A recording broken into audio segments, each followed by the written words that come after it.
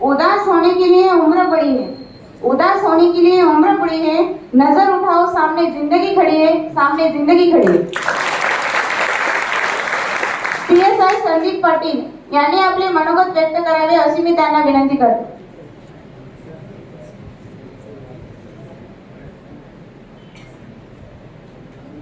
महाराष्ट्राचे आराध्य दैवत छत्रपती शिवाजी महाराज, भारतीय राज्यघटनेचे शिल्पकार भारतरत्न डॉक्टर बाबासाहेब आंबेडकर, ज्ञानाची गंगा घरोघरी पसरवणारे, आग्रही मुलींचे शिक्षणासाठी आग्रही असणारे फुले दाम्पत्य, आजच्या कार्यक्रमाचे अध्यक्ष श्री RDC सर, आमचे गुरु व मार्गदर्शक लेखाधिकारी देवरुगर सर, आमचे इंटरव्ह्यू घेणारे आणि आम्हाला जिथं चुकत आहे तिथे जोर लावून सांगणारे श्री माझे सर, आणि आम्हाला वेळोवेळी मार्गदर्शन करणारे वानकडे सर आणि जाचक सर, यांना सर्वांना मी प्रथम अभिवादन करतो. आणि लांबलचक अशा माझ्या थोड्याशा शॉर्टकट भाषणाला मी सुरुवात करतो. कारण की ज्यावेळेस मी लास्ट टाइम वानकडे सरांच्या अकॅडमीमध्ये मनोगत व्यक्त केलं होतं, त्यावेळेस जाचक सरांची कंप्लेंट होती की सर तुम्हाला खूप काही बोलायचं होतं पण तुम्ही खूप शॉर्ट मध्ये बोलले. ते सर मी आज करून काढणार आहे. मग तितकं पेशंट ठेवा, कारण की MPSC मध्ये पेशंट जर असेल तर सगळं काही शक्य आहे. ठीक आहे. मी माझा अल्पसा परिचय करून देतो. परिचय यासाठी की माझ्यासारखा सर्वसाधारण व्यक्ती, ज्या गावाची लोकसंख्या 700-800 आहे, जो मुलगा एका खेड्याच्या कट्ट्याच्या शाळेमध्ये शिकलेला आहे, ज्याच्या आई वडील शेतकरी आहे आणि रोज मजुरी करून आपल्या मुलाला शिकवतात, तो मुलगा आज इथे PSI म्हणून झालेला आहे. हे यासाठी सांगण्याचा उद्देश आहे की ते असलेले सर्व भावी अधिकारी याच मार्गावरून गेलेले आहेत. खूप कमी लोक असतात ज्यांचे आई वडील नोकरीवर असतात, ज्यांची फॅमिली नोकरीवर असतात. खूप जास्त मुलं असे असतात जे अभ्यास करून प्रथमच म्हणजे पहिली बॅच आपण जे समजतो, जे आपण अभ्यास करतो. मी माझा थोडासा अल्पशा परिचय करून देतो.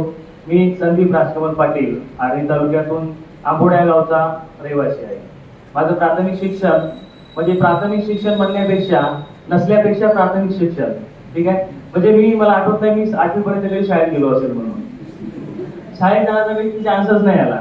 म्हणजे शाळेत का जावं हेच माहित नव्हतं. आता जर तुम्ही KG1 KG2 ला मुलं जर पाहत असाल ते तुम्हाला सांगतात की शाळेत कशाला चाललो, शिकायला चाललो. आमच्यापाशी उद्देशच नव्हता की शाळेत कशाला जायचं. ठीक आहे. म्हणून मला आठवत नाही की 7वीच्या आधी काय शिकलो होते. ठीक आहे. नंतर बाहेर घरच्यांनी सायकल घेऊन दिली. 8वीला 2-3 किलोमीटर बाहेर जायचं होतं तर सायकल चालवायला भेटते म्हणून शाळेत जायचो. म्हणजे उद्देश नव्हता की शिकण्यासाठी, सायकल चालवण्याला भेटते म्हणून शाळेत जायचो. तेव्हा कुठे 8वी 9वी आणि 10वी ते कधी पास झालो. 10वी मध्ये आता तुम्हाला मोस्ट ऑफ माझ्या जे 2010च्या आधीची मुलं आहेत त्यांना 10वी कसं पास करायचं हे आपल्यापेक्षा आपल्या घरच्या वेळेला जास्त टेन्शन असते. म्हणजे शॉर्टकट सांगण्या म्हणजे कॉपी सेंटर. ठीक आहे. मोस्ट ऑफ मुलं, आता मी तर पूर्ण फुल कॉपी सेंटर वाला होतो. ठीक आहे. आता सांगायला नाही पाहिजे पण मी नवरी समोर ठेवायचो आणि लपू लिहायचो.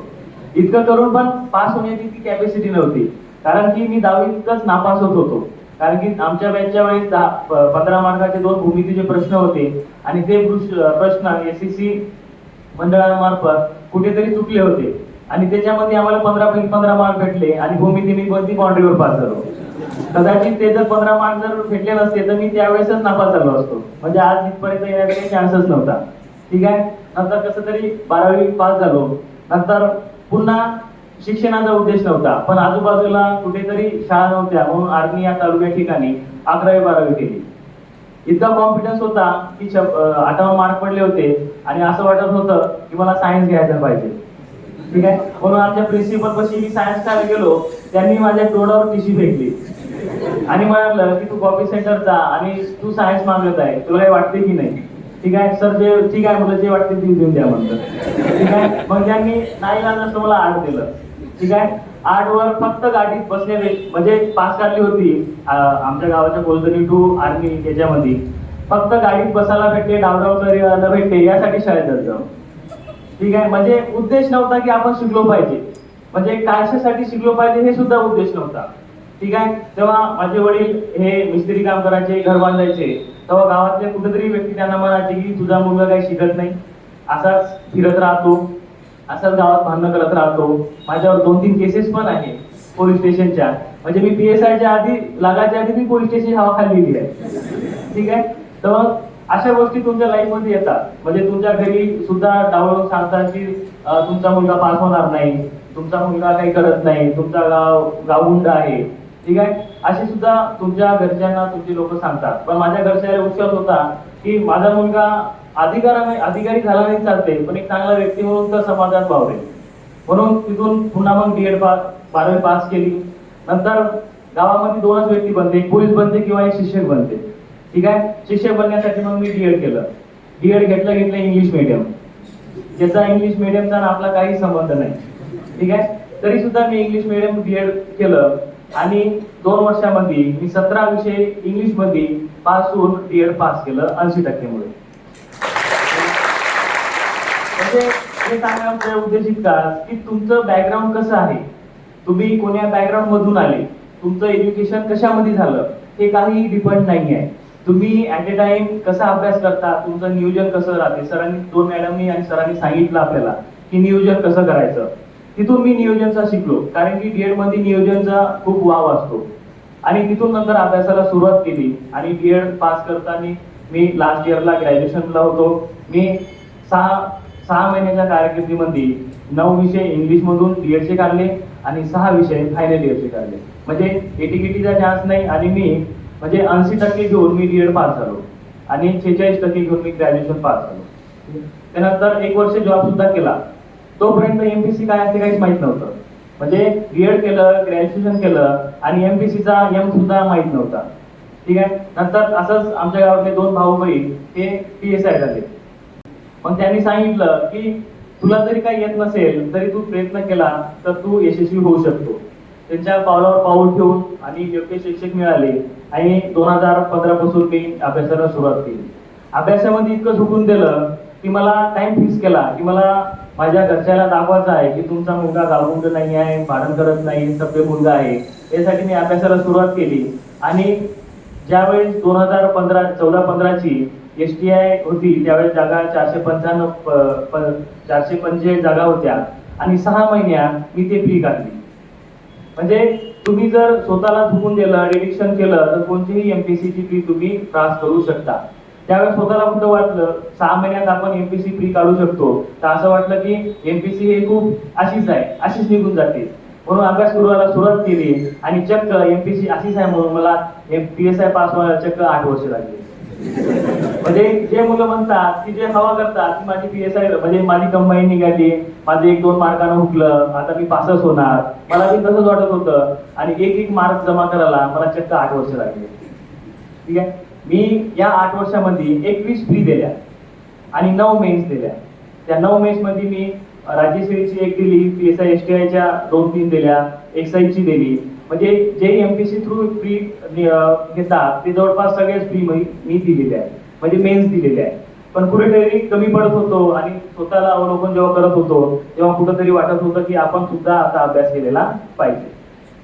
जेव्हा मग 2019ला PSI फ्री निघाली, मेन्स निघाली आणि ग्राउंडला सुरुवात केली, त्यावेळेस माझं वजन 86 किलो होतं. आणि ज्यावेळेस मी ग्राउंडवर पहिला पाय ठेवला त्यावेळेस वजन मोजलं होतं, वजन भरलं 86 किलो. आणि ज्या कोचकडे गेलो होतो तो म्हणे की तुझ्याकडून काही हे होणार नाही. आणि त्यांनी कुठंतरी एक सांगितलं होतं, तुला जर स्वतः करायचं असेल तर तुला स्वतः झुकून द्यावं लागेल. आणि ज्यावेळेस मी 18 तारखेला माझं अमरावतीला ग्राउंड होतं, त्या ग्राउंडवर माझं जायच्या आधी मी वजन मोजलं तर माझं वजन 66 किलो होतं. म्हणजे 86 किलो टू 66 किलो हे मी इतकं वजन कमी केलं. कशामुळे की मला फक्त PSI व्हायचं आहे. कारण की इतकं आम्ही नापास झालो होतो तर आता PSI झालो तर त्याची खुशी पण राहिली नव्हती. म्हणजे इतकं नापास झालं त्याची खुशी पण उडून गेली. मी ज्यावेळेस PSI पास झालो होतो तर मी मुंबईला फिरायला गेलो आणि मुलांनी सांगितलं की तुझं नाव आलं. मी म्हणलं नसेल रे, दुसरं कोणी असेल. तरी ते म्हणे अरे तूच आहे, तुझा रँक चांगला आहे, तुझ्या कास्टमधून तू 43वा नंबर आहे, तुझा आला आहे. जेव्हा मी मुंबईला CST मध्ये बसलो, एका फुटपाथवर बसलो आणि माझा रिझल्ट तिथं चेक केला आणि तिथं कुठंतरी वाटलं की ठीक आहे आपण PSI झालेलो आहे. लढायची खूप इच्छा होती, पण लोक इतके होते की लढू पण देत नव्हते. म्हणजे हे खुशीचे अश्रू होते किंवा कुठेतरी आपण जे घरच्यांनी आपल्यावर विश्वास दाखवला, कुठेतरी आपण त्याच्यावर साध्य केलं. ठीक आहे, हे सांगण्याचा सगळा उद्देश की तुम्ही उपस्थित असणारे सर्व भावी अधिकारी या फेज मधून तुम्ही जाणार आहात. इव्हन माझ्या घरच्याला, मला आमच्या गावल्यांनी इतकं टॉर्चर केलं, काही लोकांनी इतकं म्हटलं की तुमचा मुलगा PSI ग्राउंडलाच नाहीये, नुसतं इथे ऊन लागते, इथं काम करा लागते म्हणून यवतमाळला मस्त झोपू नये. म्हणजे इथपर्यंत घरच्याने टॉर्चर करायचे की तुमचा मुलगा PSI ग्राउंडला नाही आहे, तुमचा मुलगा अभ्यास करत नाही, तुमचा मुलगा मेन्सला सुद्धा नव्हता, तरी घरच्याला एक कुठेतरी विश्वास होता की नाही आपला मुलगा काहीतरी बनणार आहे. म्हणून या उद्देशाने आम्ही ग्राउंड सुरुवात केली. सुरुवातीचे काही काळ हे 2019 मार्च 2016 पर्यंत मी पुणेलाच ग्राउंड केलं. नंतर कोरोना पॅन्डेमिकमुळे इथं आलो. इथं आल्यानंतर आमच्या गावाचे जितके जंगल आहे त्या जंगलांनी पळत जाऊ. लोक पिशे समजत जाय किंवा तू जंगलाला कशाला पळतं, कारण की रोड न पळालं तर पाय दुखत जाय, टाच लागत जाय, म्हणून जंगलानं पळत होतो. ठीक आहे. नंतर अमरावतीला आलो, यवतमाळला आलो आणि जाचक सर, वानकडे सर सारखे चांगले गुरु भेटले आणि वेळोवेळी ते आम्हाला प्रोत्साहन करत होते की नाही तुमच्याच्यानं होऊ शकते, तुमच्यामध्ये ते फॅशन आहे, तुम्ही PSI साठीच पैदा झाले आहे, तुम्ही क्लाससाठी पैदा झालेले नाही आहे. त्यांच्या आशीर्वादाने आणि त्यांच्या मार्गदर्शनाने मी आज तुमच्या समोर इथं भाषण ठोकत आहे. ठीक आहे. सोबतच तुम्हाला माहित नसेल, आपले RDC सर हे सुद्धा एक धावक आहे. म्हणजे ते सकाळी 6 वाजता ग्राउंडला येतात आणि कमीत कमी 25 ते 30 राऊंड या नेहरू ग्राउंडचे मारतात. आम्ही ज्यांना पाहतो की सर इतके, आणि 40 किलोमीटर मॅरेथॉन हे सुद्धा सर तिथे विजेते आहे. आणि जेव्हा आम्हाला समजलं की सर निवासी जिल्हा अधिकारी आहे, त्यावेळेस आम्ही त्यांच्याकडे पाहायचो आणि स्वतःला इम्प्रेशन करायचो की जे इतकी चांगली नोकरी आहे, इतकं चांगला सगळं सराउंडिंग आहे, हे करून मी सर फिटनेससाठी किती महत्व देतात. त्यांच्याकडून मी आम्ही खूप काही शिकलो. सोबतच आता तुम्ही जाचक सरांना प्रश्न सगळे ओळखतात, पण सर आमच्यासोबत पळायचे. 2 राऊंड होत नाही पण आमच्यासोबत पळायचे आणि आम्हाला कुठेतरी वाटायचं की सरापेक्षा आपण 4 राऊंड जास्त मारायचे. कारण की सरचं वजन असेल, सरचं वय सांगता येत नाही, सांगणार नाही, पण आमच्यापेक्षा वडीलधारे होते आणि कुठेतरी वाटत होतं की सर इतके बोलू शकते तर त्याच्या डबल आपण पळायचं. म्हणून यांच्या सगळ्याच्या मार्गदर्शनामुळे आम्ही आज तुमच्यासोबत बोलतो. मला निशाताईबद्दल एक सांगायचं आहे, कारण की जेव्हा आम्ही सोबत पळायचो तेव्हा ती सांगायची की दादा माझ्याच्यानं नाही होत, माझे खूप पाय दुखते. तेव्हा ती म्हणायची की मी काय करू. तर आमचं एकच राहायचं की तू 100% दे, तुला फक्त लागायचं आहे, लागल्याशिवाय तुला पर्याय नाही आहे. मी जेव्हा आमची मेन्स झाली तेव्हा मी मेन्स पास होतो, माझी सहकारी मेन्स पास होते आणि तिला जेव्हा विचारलं तुझं मेन्सचं काय झालं, ती म्हणे की माझा रिझल्ट येणार नाही. त्यावेळेस तिच्या डोळ्यात पाणी आलं आणि कितीदा ती लढली ग्राउंडवर. म्हणजे ग्राउंडच्या चालता पळता लढत जायची की माझ्या होणार नाही म्हणून, कारण की मी कितीदा तिच्यासोबत पळालो आणि कितीदा तरी हारलो. म्हणजे कधी कधी जाणून बुजून पण हारायचो आणि कधी कधी सिरियस मध्ये पण हारवायची. ठीक आहे. म्हणून मुलींना मी सांगतो की जर तुम्हाला वाटत असेल तर माझ्याकडून होणार नाही, माझं कसं होईल, माझं एज जास्त आहे, माझी बॉडी फॅट आहे, माझं वजन कमी आहे, तर त्या मुलीकडे बघा. ज्या मुलीला 0% ची लीड होती त्या मुलीनं 6 महिन्यात 100 पैकी 100 ग्राउंड घेतलं आणि 26 मार्क इंटरव्ह्यू मध्ये घेतले. म्हणजे हे तुमच्यासाठी उदाहरण आहे. आणि दुसरं मी सांगू शकतो की आमचे मित्र, ठीक आहे, अमोल सर, त्यांची परिस्थिती इतकी खालायची आहे ते त्यांच्या भाषणामध्ये सांगेलच, मी नवीन सांगायची जरूरत नाही आहे. पण ज्याचे आई वडील वीटभट्टी कामगार होते, तो सुद्धा वीटभट्टी कामगार म्हणून त्याचं नोंद आहे. तो मुलगा आज तुमच्यापाशी PSI म्हणून आहे. म्हणजे ते तर सांगेलच तुमच्याबद्दल, पण या 2 व्यक्तींचं तुम्ही डोळ्यासमोर ठेवा आणि अभ्यास करा. आणि सोबतच आजच्या इतकं सारं क्राऊड जमा झाला. सोबतच वानकडे सर आणि जाचक सर यांनी इतकं आम्हाला खूप तळमळ होती की आमची गोष्ट मुलांपर्यंत पोहोचवायला पाहिजे होती. आणि त्यांनी असं स्टेज निर्माण करून त्यांनी जे तुमच्यापर्यंत किंवा आम्हाला आमचं मनोगत मांडण्यासाठी जे आम्हाला बोलवलं त्याबद्दल मी त्यांचे आभारी आहे.